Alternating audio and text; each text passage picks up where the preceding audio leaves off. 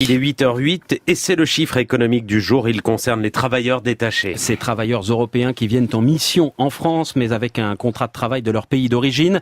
Ils n'ont jamais été aussi nombreux. 1,5 million l'an dernier en France. C'est une hausse de 46% sur un an.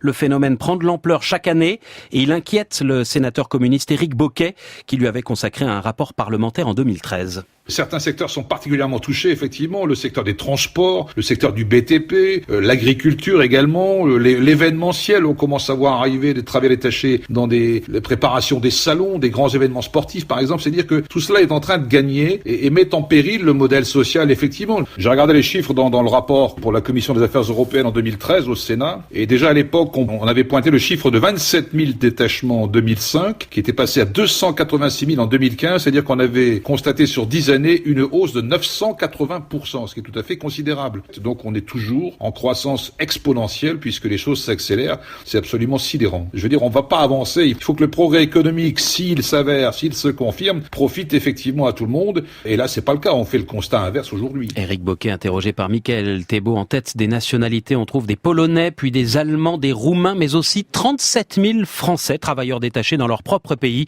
En octobre dernier, l'Europe est tombée d'accord sur une révision de la directive sur les travailleurs détachés, révision censée mettre fin aux abus.